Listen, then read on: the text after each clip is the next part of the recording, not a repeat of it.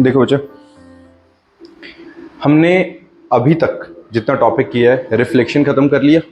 Reflection के अंदर हमने क्या किया था? रिफ्लेक्शन बेसिकली क्या था? सबसे पहले हमने लाइट की प्रॉपर्टीज के बारे में बात करी। लाइट क्या है, वो किस नेचर की होती है, और उस सब से होते हुए हमने वर्चुअल इमेज, रियल इमेज, उस सब के बारे में बात करी। फिर घूम फिर के हम पहुंचे स्फेरिकल मिरर्स पे, जिसमें कन्वेक्स और कनकेव था, और यहाँ से होते हुए हम मिरर फॉर्मूला पे पहुंचे थे। मिरर फॉर्मूला के फिर हमने न्यूमेरिकल्स किए, और उन सब के अंदर एक कॉमन पार्ट हमने ओवरऑल मिरर फॉर्मूला के अंदर क्या देखा था कि लाइट बाउंस बैक कर रही थी। मिरर के अंदर हर बार होता क्या, लाइट आएगी, टकरा के वापस चली जाएगी। सेम मीडियम में सब कुछ हो रहा था। मीडियम समझते हो क्या होता है? मीडियम क्या होता है? सबको क्लियर है बच्चा? क्या होता है मीडियम? जिसके अंदर लाइट ट्रैवल कर रही है। बेसिकली एयर है, वैक्यूम है, ग्लास है, वाटर है, कुछ भी है। एक सिंगल मीडियम की बात थी। हमने अभी तक दो मीडियम को मिक्स नहीं किया था। अब हम दो मीडियम्स को मिक्स करने वाले हैं। कैसे मिक्स करने वाले हैं कि अगर लाइट आ रही है एयर से, पर आगे पानी आ गया, अब वो पानी के अंदर आ गई है। आ रही है एयर से, आगे ग्लास रख दिया, वो ग्लास के अंदर आ गई, वो ग्लास के अंदर से जाते हुए फिर एयर में पहुंच गई है। तो यहां पर दो अलग अलग मीडियम बीच में आ गए हैं। ऑब्वियस ही बात है कि दोनों मीडियम क्या होंगे? ट्रांसपेरेंट होंगे, या ट्रांसलूसेंट तो मिनिमम होंगे ही होंगे, ओपेक नहीं होंगे। ओपेक क्या होता है? जो लाइट को ब्लॉक कर देता है। अगर लाइट को ब्लॉक कर देगा तो फिर तो कुछ फिनोमिना होगा ही नहीं, वो सीधा बंद ही हो गई, लाइट वहां से आगे जानी बंद हो गई। तो एग्जैक्टली हमारे पास कोई दो ऐसे मीडियम्स होंगे जो लाइट को अलाउ करेंगे कि वो उसके अंदर से क्रॉस कर जाए, और उन दोनों मीडियम का ऑप्टिकल डेंसिटी डिफरेंट रहेगी। उन दोनों मीडियम्स की ऑप्टिकल डेंसिटी डिफरेंट रहेगी। ऑप्टिकल डेंसिटी का मतलब क्या हुआ कि एक तरह से लाइट जब उसमें से जाएगी, तो लाइट जब ट्रैवल करेगी एक मीडियम से दूसरे मीडियम में, तो उस ट्रैवलिंग के दौरान लाइट की स्पीड अलग अलग होगी दोनों मीडियम्स के अंदर। क्लियर है? जैसे एक तरह से डेंसिटी के अंदर का जो फर्क होगा, उसके कारण लाइट की स्पीड पे कुछ ना कुछ असर आएगा, और उस असर की वजह से एक फिनोमिना आता है जिसे कहते हैं रिफ्रैक्शन। अब रिफ्रैक्शन क्या है? रिफ्रैक्शन बेसिकली है, it is the phenomena of bending of light. Reflection क्या था? It is the phenomena of bouncing back of light. अब हम बात कर रिफ्रैक्शन। रिफ्रैक्शन बेसिकली जब हम बात करते हैं तो रिफ्रैक्शन है, it is the phenomena of bouncing back of, basically refraction, it is the phenomenon of bending of light when it goes from one medium to another। तो ध्यान रखना, हम इस वर्ड के बारे में अभी बात कर रहे हैं, ठीक है? तो रिफ्रैक्शन क्या है? It is the phenomena of bending of light. जब लाइट एक मीडियम से दूसरे मीडियम में जाएगी तो वो थोड़ा सा अपना पाथ चेंज कर लेगी। अब वो किस तरीके से पाथ चेंज करेगी, क्यों करेगी, और किस किस तरीके से उस चेंज इन पाथ को हम अलग अलग शेप्स के हिसाब से यूज करते हैं, लेंसेस किस तरीके से बनते हैं, और इस रिफ्रैक्शन से हमें डे टू डे लाइफ के अंदर क्या कुछ चेंजेस दिखते होते हैं, उन सब के बारे में अभी हमारा ये चैप्टर आगे प्रोसीड करने वाला है। डन? पहला फंडा रिफ्रैक्शन क्लियर है सबको? है क्या बच्चा? लाइट हमेशा स्ट्रेट लाइन मोशन में ही जाएगी, जानी चाहिए, लेकिन अगर वो स्ट्रेट लाइन आएगी तो वो डाइवर्ट कैसे होगी? हमने अभी क्या बात करी? It is the phenomena of bending of light. Since light is bending, मतलब जहां जा रही थी वहां अब नहीं जाएगी, अब वो हल्का फुल्का अपना पाथ चेंज करेगी। वो अलग बात है, जब तक एक मीडियम में थी, इसके ऊपर मीडियम 1 है, इसके नीचे मीडियम 2 है, तो मीडियम 1 में वो कॉन्टिन्यूसली स्ट्रेट थी, मीडियम 2 में वो कॉन्टिन्यूसली स्ट्रेट है, लेकिन जहां पर इंटरफेस आ गया, इसको क्या कहते हैं बेटा? इंटरफेस। इंटरफेस का मतलब क्या हो गया? जहां पे दो मीडियम एक दूसरे से मिल रहे हैं। तो जहां इंटरफेस आ गया और इन दोनों मीडियम की डेंसिटी अलग थी, तो इंटरफेस आने के कारण अब एक मीडियम से दूसरे मीडियम में एंटर करते हुए लाइट अपना एक्चुअल पाथ चेंज कर लेती है। तो ऐसा नहीं है कि वो अब स्ट्रेट लाइन में नहीं जा रही, लेकिन while traveling from one medium to another, that light basically changes its path। तो एक मीडियम में स्ट्रेट थी, दूसरे मीडियम में स्ट्रेट है, बट जो इंटरफेस वाली जगह थी वहां से उसने अपने पाथ चेंज कर लिया। And this phenomena of bending of light is known as refraction. Clear है बच्चा? अब refraction of light is due to change in speed of light when it goes from one medium to another। जब light एक medium से दूसरे medium में जाएगी तो मीडियम के अंदर जाते हुए जब एक मीडियम से दूसरे मीडियम में जाएगी तो उसकी स्पीड में चेंजेस आएंगे। तो ये बुकिश आंसर सीधा सीधा क्या है कि अगर मैं बुकिश क्यों कह रहा हूं, क्योंकि मेरे हिसाब से प्रैक्टिकल आंसर थोड़ा डिफरेंट है। सिर्फ सीधा सीधा स्पीड से फर्क नहीं पड़ना चाहिए। अभी समझाता हूं क्यों। देखो क्या है कहानी, refraction of light is due to change in speed of light when it goes from one medium to another. ये सीधा याद रखना। क्या याद रखना है भाई? रिफ्रैक्शन का कारण क्या है? रिफ्रैक्शन का कारण ये है कि लाइट जब एक मीडियम से दूसरे मीडियम में जाती है तो उसकी स्पीड चेंज हो जाती है। इसको एग्जैक्टली कैसे समझे? इसको पता है? समझने के लिए एक बारी इस पार्ट को समझने के लिए सोचो। हम सब भाग रहे हैं, सब भाग रहे हैं। कैसे? हमें पता है जो सूर्य देवता के पास से किरणें आती हैं, दैट इज सनलाइट, वो कैसे आती हैं?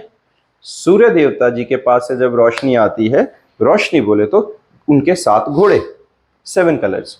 कभी देखा है तुमने मैथोलॉजिकल बुक्स के अंदर जो लिखी हुई कहानियां हैं, अगर उनको तुम साइंस से रिलेट करोगे तो तुम्हें समझ में आएगा कि मे बी वो जो बातें हैं वो मैनिपुलेटिव हैं थोड़ी अलग ढंग से, but they are very much logical, but layman language में लोगों को समझाने के लिए शायद ऐसी हो गई है, वो मैनिपुलेटिव बना दी गई है।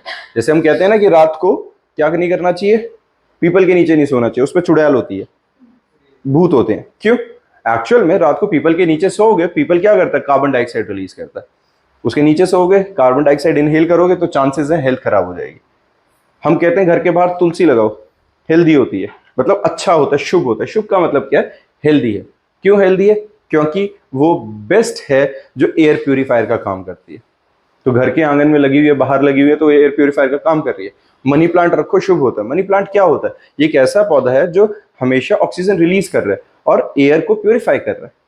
तो ये सब हम क्या करते हैं? हम आसान भाषा में समझाने के लिए कुछ करते हैं।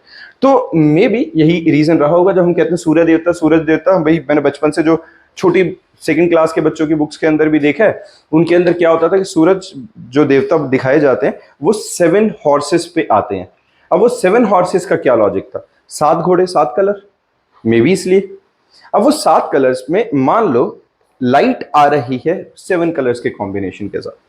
अब इसको ना मेरे साथ साथ एक बार इमेजिनेशन में लेके आना। उदय भाई साहब इन्वॉल्व रहो और मेरे साथ इमेजिन करना जो मैं बोल रहा हूं। हम 7 लोग हैं, घोड़ों की जगह हम 7 लोग आ जाते हैं। कौन 7? एक मैं घोड़ा, एक ये घोड़ी, एक ये, एक ये, एक ये, एक ये, ठीक है, और 2 बच्चे तुम और लगा लो, तो हम 7 हो गए। अब मैंने ऐसा क्यों किया ना? दैट मीन्स हम सबकी इंडिविजुअल स्ट्रेंथ है। मैं तुमसे ज्यादा स्ट्रांग हूं, तुम में से कोई एक बच्चा होगा जो और उससे स्ट्रांग होगा, एक होगा जो सबसे वीक होगा, may be strength wise, physical strength wise हम बात कर रहे हैं। अब हम सारे भाग रहे हैं हवा में, बिल्कुल ठीक है, हम कोऑर्डिनेट करके भाग रहे हैं, कोई दिक्कत नहीं। अब जैसे ही पानी आ जाता है, मान लो हम सारे भाग रहे हैं भागते भागते, और हमने एक डंडा पकड़ा हुआ है। समझ रहे हो हमने क्या पकड़ा हुआ है? एक डंडा पकड़ा हुआ, सबको इकट्ठे भागना है पकड़ के। मेरे साथ इमेजिन करना है एक बार ऐसे, क्या है, यहां से एक डंडा पकड़ के ऐसे सारी रेज आ रही थी, आ रही है, ठीक है, एक डंडा पकड़ के सारी रेज आ रही थी। अब जैसे ही वो डंडा यहां पे पहुंचा तो यहां पे क्या हुआ बच्चा? यहां पे क्या हो गया? इस पॉइंट पे आकर ये जो सबसे कॉर्नर वाला बंदा था, ये क्या हो गया? ये पानी के अंदर पहुंच गया। ये नीचे तो पानी है बहुत सारा, तो ये पानी के अंदर पहुंचा। क्या ये उतनी ही स्ट्रेंथ से भाग पाएगा जितनी स्ट्रेंथ से एयर में भाग रहा था? पानी में भागने में मुश्किल होएगी उसे, है ना? तो पानी में भागने में मुश्किल होएगी तो ये क्या हो जाएगा? थोड़ा स्लो डाउन हो जाएगा। ये वाला स्लो डाउन नहीं होगा क्योंकि ये तो अपनी नॉर्मल स्पीड से भाग रहा है। तो ऐसे में क्या होगा? ये थोड़ा ज्यादा डिस्टेंस ट्रेवल कर जाएगा और ये थोड़ा कम कर पाएगा, जिसके कारण अब ये डंडा इस तरीके से मूव हो जाएगा कि नहीं? समझ रहे हो? जैसे अगर हम सारे डंडा लेके भाग रहे हैं, भागते भागते अगर ये कोने वाला स्लो हो गया और मैं तेज रहूंगा तो मैं घूम जाऊंगा कि नहीं? समझ पा रहे हो मैं क्या बोल रहा हूं? इमेजिन कर पा रहे हो जो करने को बोल रहा हूं? नहीं? हाँ जी बच्चा, आद्या सोच नहीं पा रही हो? आगे को कैसे हो जाएगा? आगे को कैसे हो जाएगा, देखो अब जब मैं यहाँ से भाग रहा हूँ, मैंने एक डंडा पकड़ा हुआ है, उधर एक और बच्चे ने कोने में डंडा पकड़ा हुआ है, अब वो स्लो है, वो स्लो हो गया, मैं स्लो नहीं हुआ, बराबर स्पीड पे चल रहे थे, बट चलते चलते जैसे ही वो स्लो होगा और मैं उसी स्पीड पे चलूंगा तो मैं थोड़ा आगे नहीं आ जाऊंगा, तो एक तरह से ये घूम नहीं गया, तो ओवरऑल रे मुड़ गई कि नहीं, ओवरऑल रे मुड़ी कि नहीं। एग्जैक्टली इसको कैसे, एक और तुमने पता प्रैक्टिकल लाइफ में कहाँ देखा हुआ इस टाइप का, साइकिलिंग करते हुए कभी ऐसा हुआ कि रोड के बिल्कुल साइड में चल रहे होते हैं और चलते चलते कोई एक टायर थोड़ा सा रोड के साइड वाली मिट्टी में आ जाता है और एक टायर रोड पे होता है, तो साइकिल ना बहुत मुश्किल से बैलेंस करते हैं, वो टेढ़ी टेढ़ी सी चली जाती है, डायरेक्शन स्विच हो जाती है। अगर मैं इसको गाड़ी की फॉर्म में समझाऊं, ये देखो ये हमारे पास क्या है, ये गाड़ी दिख रही है, मैंने एक गाड़ी बनाई हुई है। अब ये जो गाड़ी है, मान लो एक काम करते हैं, अमीर हैं हम बहुत, हमारे पास गाड़ियां ही गाड़ियां हैं, अभी दिखाते हैं, ठीक है।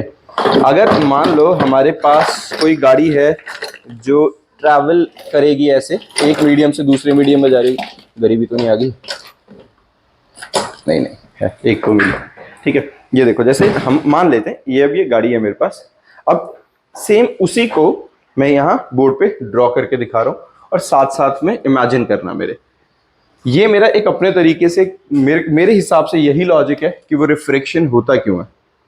देखो ये क्या है बच्चा, इंटरफेस, नीचे क्या है, रेयर मीडियम,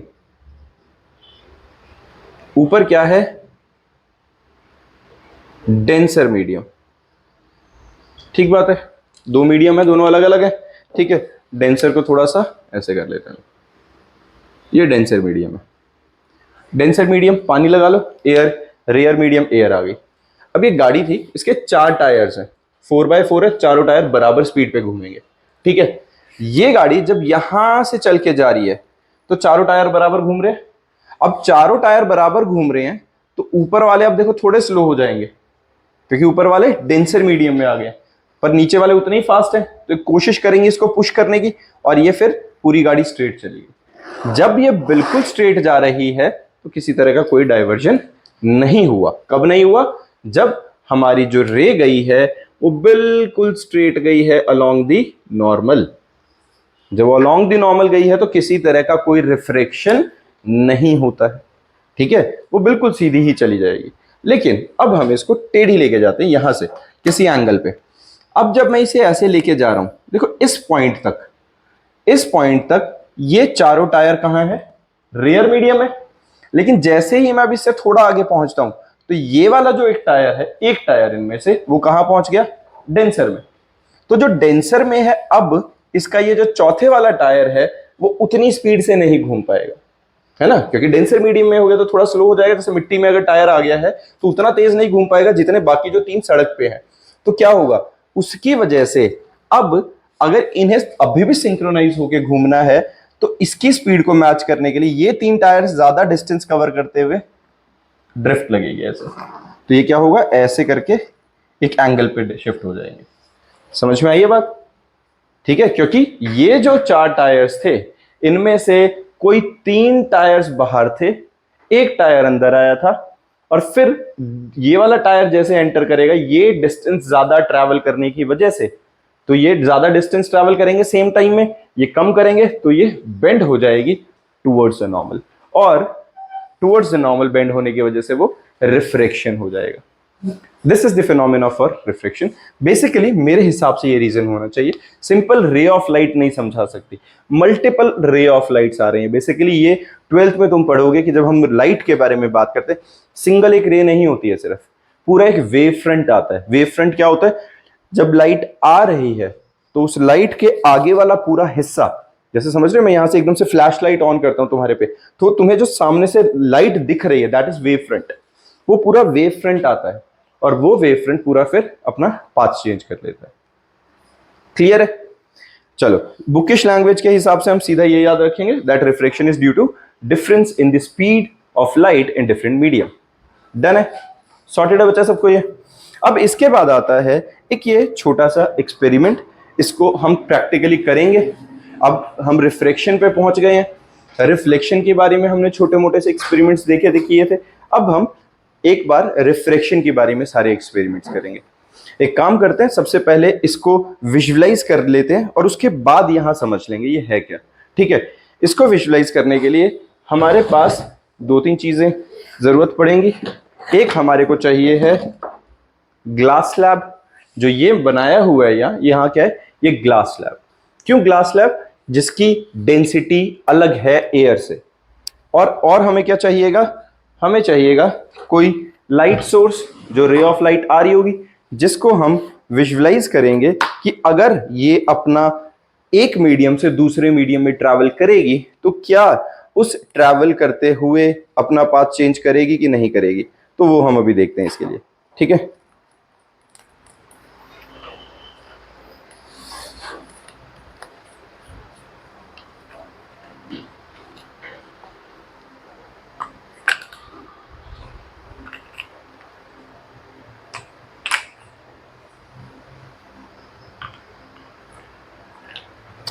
अभी हम क्या करेंगे, एक बार इसको मैनेज करते हैं, देखते हैं अगर हो पाता है, विजुअलाइज हो पाएगा कि नहीं। ये अपने पास क्या है, सिंपल लाइट है। ठीक है, अब एक काम करते हैं, इसको मैं कोशिश करूंगा कि विजुअलाइज कराने के साथ साथ में रे डायग्राम इसी के बिहाफ पे बनाएंगे।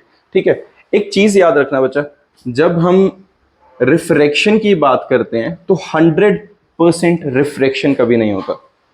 100% रिफ्रैक्शन नहीं होता। जैसे अगर मैं इसके ऊपर लाइट मारूंगा ऐसे, तो देखो वहां जाने के साथ साथ वो उस तरफ भी रिफ्लेक्शन आ ही रही है ना। वो देखो रिफ्लेक्शन आ रही है कि नहीं, उधर भी लाइट गई है, वहां देखो उस दीवार पे, और उधर भी जा रही है, दोनों तरफ जा रही है ना।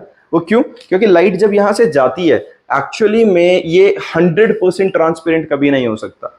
जैसे कभी देखा है ना, इसके आगे अगर मैं खड़ा हूं तो मुझे हल्की हल्की अपनी रिफ्लेक्शन दिख रही है, तुम भी देखोगे तो हल्की हल्की हर नॉर्मल ग्लास के अंदर अपनी रिफ्लेक्शन दिखती है। घरों के शीशों में देखा होगा तुमने, जो नॉर्मल हमारे विंडो पेन्स होते हैं उनके अंदर भी हम अपनी रिफ्लेक्शंस देख पाते हैं। तो वो बेसिकली क्या है, 100% रिफ्रेक्शन नहीं, मतलब पूरी 100% लाइट आगे नहीं जा रही है, कुछ लाइट बाउंस बैक कर जाती है। तो हम बाउंस बैक वाली पे अब ध्यान नहीं देंगे, हमें कौन सी देखनी है, जो आगे निकल गई है, जो इससे लाइट क्रॉस करके निकलेगी। मैं एक काम कर रहा हूं, पहले मैं यहां ग्लास स्लैब रख लेता हूं। कोई बच्चा आएगा मेरे पास, मुझे हेल्प चाहिएगी। सचिन आ जाओ बच्चा, तुम आ जाओ। यहां देखो, यहां पे ये काम करता हूं मैं, ये ग्लास स्लैब का, इसको पकड़ो बच्चा, बस पकड़ लो एक बार, गिरने मत देना। ठीक है, ये ग्लास स्लैब हमने इसके साथ एग्जैक्ट बना लेते हैं ऐसे। ठीक है, अब देखो पकड़ना बच्चा, ध्यान से पकड़ के रखना, दूसरी साइड भी होल्ड कर लो। हाँ, या फिर उधर से जोर से नहीं पकड़ा जा रहा कि रुका रहे, बस हाँ जोर लगाओ, शाबाश, अपने बाहुबल का इस्तेमाल करो। ठीक है, अब देखो, अगर मैं लाइट को, एक मिनट हटाओ अभी, पहले देखो बस। ठीक है, ये ग्लास स्लैब के एरिया था, यहीं रुकना बच्चा। अगर मैं लाइट को भेजता तो यहां से सीधा जाना चाहिए था। एक काम करना बच्चा, लाइट ऑफ कर दो, थोड़ी देर अंधेरे में रहते हैं, देखते हैं। हाँ, वो दूसरी भी ऑफ कर दो, डन। ठीक है, सबको बोर्ड तो दिख रहा है बच्चा, है ना। अब देखो यहां पे अगर मैं इसे भेज रहा हूं ऐसे, ये लाइट दिख रही है तुम्हें जाती हुई, क्या ये अपना पाथ चेंज कर रही है? क्लियरली विजिबल है ना सबको? क्या ये अपना पाथ चेंज कर रही है? नहीं कर रही है। कैसे जा रही है? सीधी। एक काम करते हैं, इसको रेफरेंस बनाने के लिए यहां एक लाइन खींच दिया मैंने ऐसे, इधर मेरा ये रखा हुआ था, और ये जो लाइट है ये ऑलमोस्ट ऐसे सीधी जा रही थी। जा रही है कि नहीं? मैंने बिल्कुल लाइन के ऊपर ही बनाया है, वो मेरी ड्राइंग थोड़ी अच्छी है तो इसलिए थोड़ी टेढ़ी मेढ़ी जा रही है, लेकिन जा रही है सीधी वहीं पे, है ना। अब मैं यहीं पे सब कुछ रखते हुए अब हम क्या करेंगे, ग्लास स्लैब इंट्रोड्यूस करते हैं। ध्यान से देखना होने वाला क्या है। यहां रखा मैंने ग्लास स्लैब को, पकड़ना बच्चा इसको, यहां साइड से, हाँ जोर से पकड़ के रखना। ठीक है, मैं भी सपोर्ट करता हूं। अब देखो वापस से यहां आए और सेम जगह पे रखा है बिल्कुल। ठीक है, पहली बात तो तुम्हें ये रेड लाइन में कुछ चेंजेस दिख रहे हैं ऊपर रखने के बाद? नहीं दिख रहे? तुम्हें दिख रहे हैं? क्या दिखा? हल्का सा अलग हो गई है, जबकि अलग है नहीं। समझ पा रहे हो मैं क्या बोल रहा हूं? पता चल रहा है? अगर कोई वापस यहां आके देखना चाहता है तो ये देखो, वो रेड लाइन वो वैसे ही डाइवर्ट होती दिख रही है अंदर से थोड़ी सी। ठीक है, अब असली वाले मुद्दे पे पहुंचते हैं, फिर रेड लाइन का भी कंसेप्ट समझाता हूं। यहां से मैंने लाइट भेजी, अब अंदर लाइट दिख रही है ग्लास के, के अंदर लाइट नहीं दिख रही है यहां पे, नहीं दिख रही है? उठ के आ जाओ एक बारी, जिसको नहीं दिख रही, हाँ यहाँ पे ऐसे लाइट जाते हुए दिखेगी, दिखी? जिसको नहीं दिख रही है सामने आके देख लो, आ जाओ।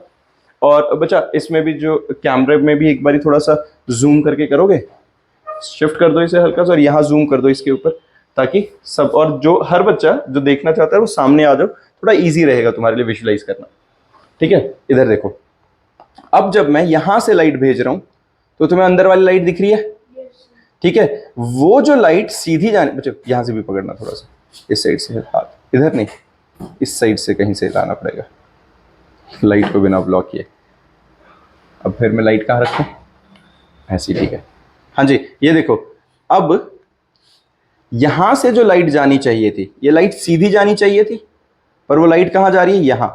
मतलब जैसे ही ग्लास इंट्रोड्यूस हुआ, तो ग्लास के अंदर इंट्रोड्यूस होते ही उसने अपना पाथ चेंज किया कि नहीं? दिख रहा है? और मैं एक काम करता हूं, इसके ऊपर ग्लास पे लाइन बना देता हूं, ये वाली, ये यहां से, ये देखो ये लाइन जा रही है, ये क्लियरली दिख रहा है यहां पे, ये ऐसा। और यहां के बाद वो ऊपर फिर कैसे जा रही है? एक बिल्कुल ऐसे लाइन जा रही है हमारी, ऑलमोस्ट इस टाइप की जा रही है कि नहीं? विजुलाइज कर पा रहे हो ऐसे? जो लाइन इस रेड लाइन के ऊपर जानी चाहिए थी, वो लाइट कहां जा रही है? ध्यान से फिर से देखो, जा रही है कि नहीं उस साइड? हटाना बच्चे, ग्लास हटाओ एक मिनट, देखो अब हटाना, ग्लास हटा लो, उठाओ, उठा लो। ये देखो, ये लाइट कहां जा रही थी? अदरवाइज रेड लाइन को फॉलो कर रही है, ये दिख रही थी। अब मैं लाइट को नहीं हटा रहा, लाइट को बिल्कुल वहीं के वहीं रखेंगे, रखना, ग्लास स्लैब रख दो बस, बीच में इंट्रोड्यूस कर दो ग्लास स्लैब। वो देखो, ग्लास स्लैब के इंट्रोड्यूस करते ही लाइट ने पाथ चेंज कर लिया कि नहीं? वो दिखा है? जो यहां जा रही थी अब उसके पैरेलल यहां कहीं जा रही है कि नहीं? देख पा रहे हो ये? नहीं? हाँ जी, समझ में आया मैं क्या बात कर रहा हूं? तो हमने किया क्या है, हमने जैसे ही ग्लास स्लैब को इंट्रोड्यूस किया, बस छोड़ दो, जैसे ही हमने, हाँ नॉर्मल कर दो, ठीक है, जैसे ही हमने ग्लास स्लैब को इंट्रोड्यूस किया बीच में, तो हुआ क्या, ये जो लाइट है, ये रेड वाला पाथ जो ट्रेस होना चाहिए था, वो अब क्या हो गया, उसने अपना पाथ चेंज किया। यहां था एक इमेजिनरी लाइन जिसको कहते हैं नॉर्मल, ये क्या थी? Incident ray.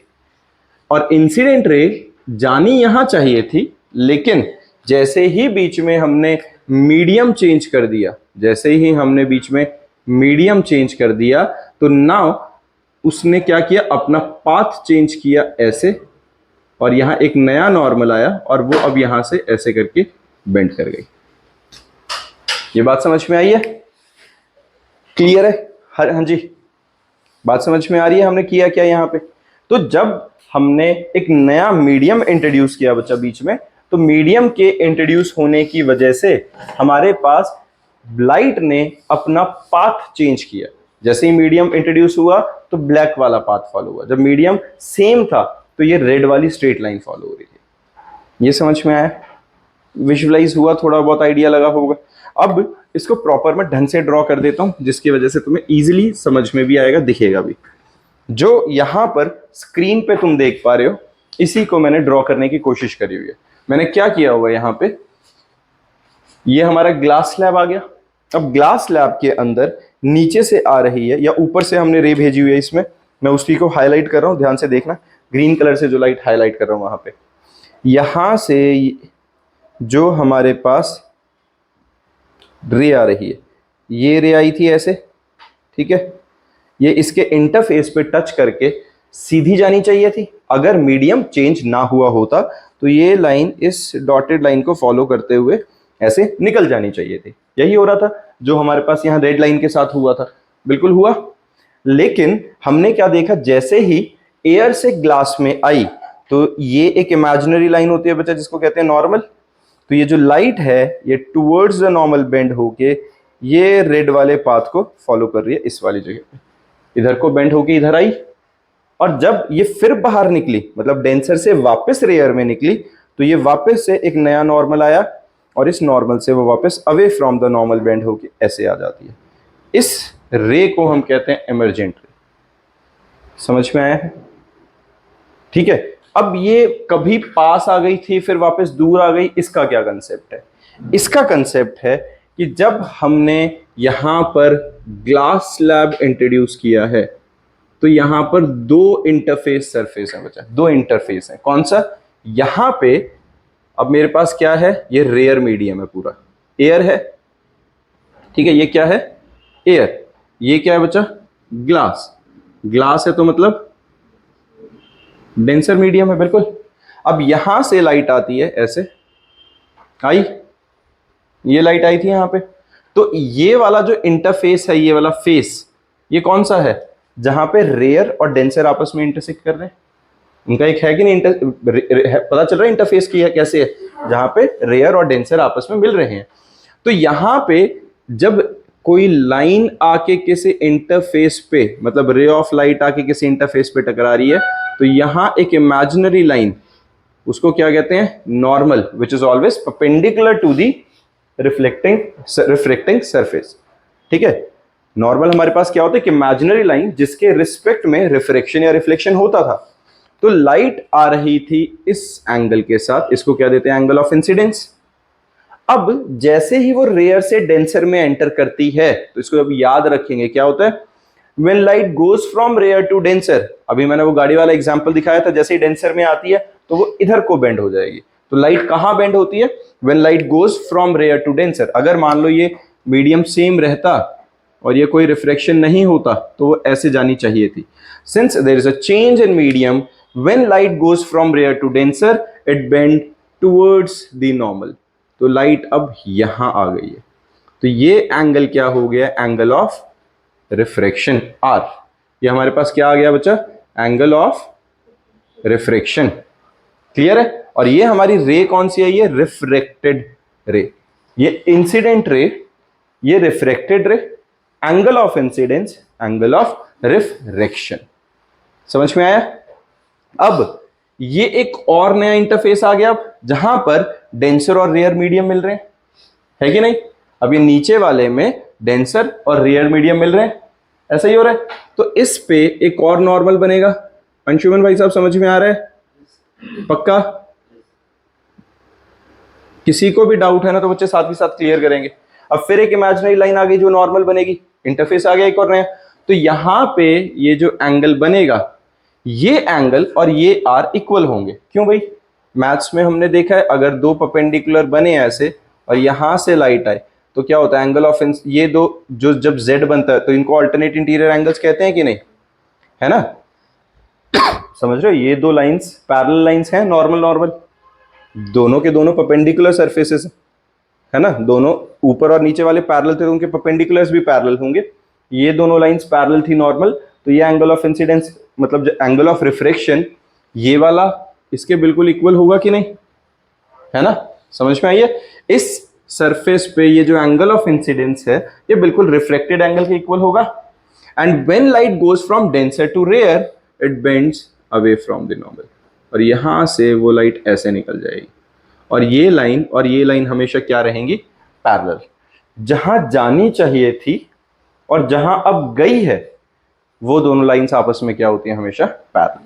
तो इसने अपना पाथ शिफ्ट कर लिया, जहां जानी चाहिए थी वहां ना जाकर अब जहां गई है, ये इस लाइट को हम कहते हैं एमर्जेंट रे। ये क्या थी बच्चा? Incident ray. ये क्या थी? रिफ्रैक्टेड रे। और ये क्या है? एमर्जेंट रे। ठीक है, ये एंगल ऑफ एमर्जेंस होता है जिससे वो बाहर निकल रही है, और ये इनके बीच में ये जो शिफ्ट होता है इसको हम क्या कहते हैं? लेटरल शिफ्ट और लेटरल डिस्प्लेसमेंट।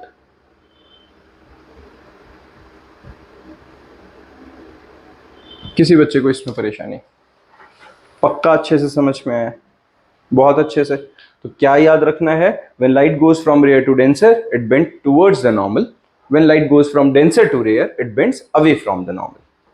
क्लियर है बच्चा? तो ये लाइन लिख लो, ये याद रखना, that when light goes from rare to denser, when light goes from rare to denser, rare medium to glass, that is denser medium, it bends towards the normal. And when light goes from denser to rare, it bends away from the normal. Clear है? ठीक बात है.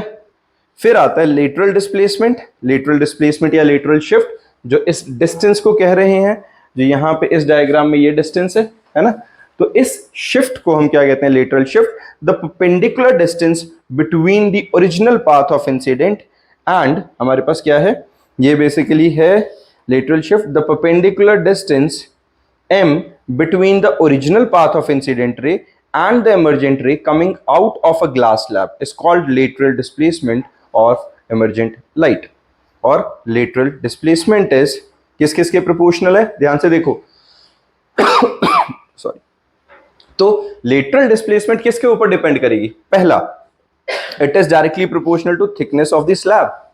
जितनी ये glass slab की thickness ज्यादा होगी, thickness मतलब मोटापा नहीं बात कर रहे हम, ये ऐसे बात कर रहे हैं, जितना ये ग्लास स्लैब और बड़ा होता जाता उतनी उतनी उतनी लेटरल डिस्प्लेसमेंट और करवाता है. दूसरा, it is directly proportional to thickness of the glass slab. दूसरा, it is directly proportional to incident angle, क्योंकि अगर इंसिडेंट एंगल, जितना इंसिडेंट एंगल छोटा होगा, जैसे नॉर्मल के साथ, जितना नॉर्मल के साथ साथ आएगा उतना तो लेटरल डिस्प्लेसमेंट होगी ही नहीं, है ना, क्योंकि अगर जो नॉर्मल के अलोंग आएगा तो वो तो सीधा ही निकलेगा. तो इंसिडेंट एंगल जितना ज्यादा होगा, जितना ओब्लिकली आएगा, जितना ज्यादा टेढ़े से आएगी लाइट, उतना लेटरल शिफ्ट या लेटरल डिस्प्लेसमेंट ज्यादा होगी. ठीक है. दूसरा, मतलब दूसरा हो गया. तीसरा है refractive index of glass slab. भाई ग्लास स्लैब की ऑप्टिकल डेंसिटी जितनी ज्यादा होगी उतना उसका रिफ्रैक्टिव इंडेक्स होगा.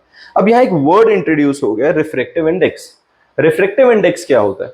रिफ्रैक्टिव इंडेक्स बेसिकली एक क्षमता है किसी मीडियम की. क्या है? It is the capability of a medium to slow down और to fasten the through to change the speed of light from air. ठीक है, with respect to air. Basically जिस रफ्तार से वो हवा से आ रही थी, उस लाइट बेसिकली जिस रफ्तार से एयर में से ट्रैवल करती हुई या वैक्यूम में से ट्रैवल करती हुई आ रही थी, उस स्पीड को वो कितना चेंज करेगा, that is the property, that is the basically property of that medium and it is known as refractive index.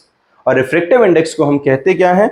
Refractive index को जब हम समझते हैं तो रिफ्रैक्टिव इंडेक्स के बारे में समझाने के लिए हमारे पास एक आता है लॉ ऑफ रिफ्रैक्शन. उससे पहले एक लास्ट रह गया था हमारा, that lateral displacement is directly proportional to, inversely proportional to wavelength of incident light. wavelength of incident light कैसे? जैसे हमारे पास wavelength सबसे ज्यादा किसकी होती है? पता है wavelength सबसे ज्यादा किसकी होती है? अगर हम विबग्योर की बात करते हैं, विबग्योर पता है ना क्या है? वायलेट, इंडिगो, रेड, ब्लू, है ना, ये सब पता है तुम्हें? तो उसके अंदर हमारे पास सबसे ज्यादा वेवलेंथ होती है रेड कलर की, सबसे ज्यादा, सबसे ऊपर होता है.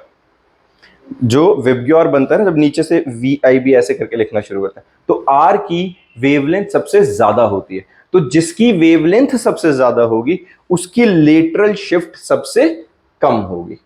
मतलब अगर मेरे पास मल्टीपल कलर्स हों, मेरे पास एक ये क्या है, ये तो अपना ग्रीन कलर का था, है ना, ये जो लाइट थी हमारे पास क्या है? ग्रीन कलर की है, दिख रही है सबको.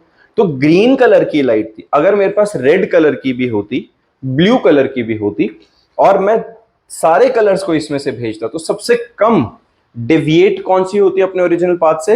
रेड. और सबसे ज्यादा डेविएट कौन सी होती?